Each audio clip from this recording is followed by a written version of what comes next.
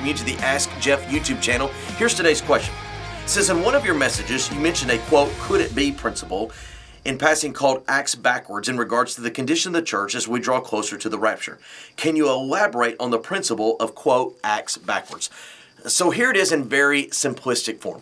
What we know is the book of Acts tells us the expansion, the growth of the Church of Jesus Christ, really from its infancy for about the first 3 to 4 decades.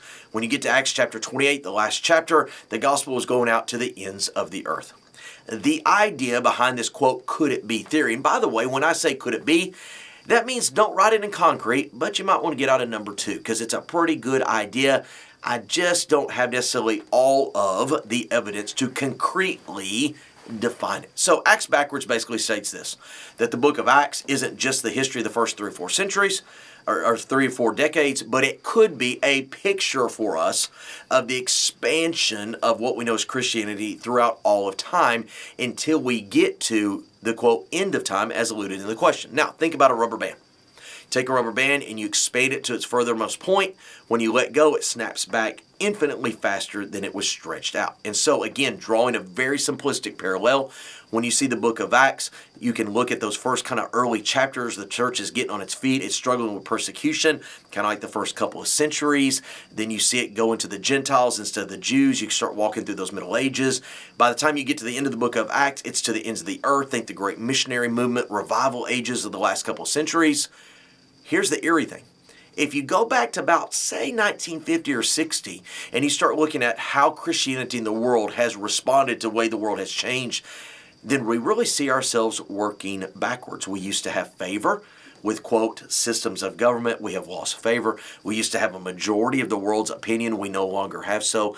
And so going by Acts backwards, what we see is that when Jesus Christ ascended into heaven, the 2 angels said, marvel not, the same Jesus you saw will come again in like manner. Well, we know he went up in the sky. Revelation 19, he comes back in the sky.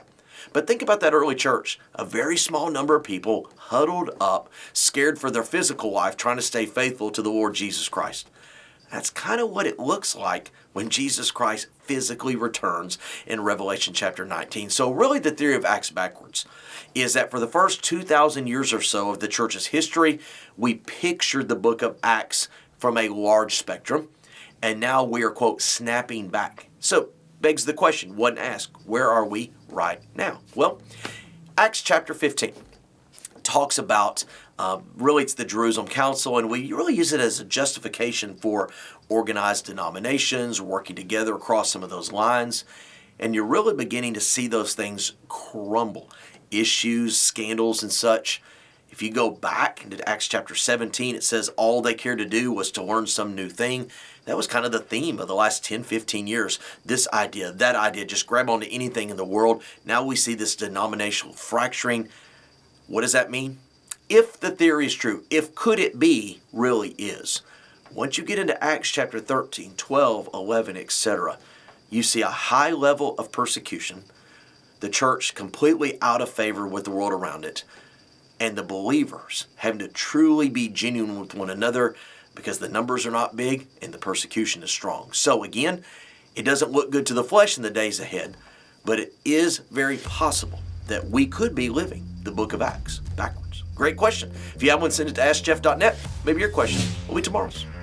Thanks for being a part of today's daily question. Now, we answer a question each and every day. Please feel free to submit a new question at askjeff.net. We may not have gotten to yours today, but we eventually will continue to be a part of this. Subscribe so you don't miss out on a question every day.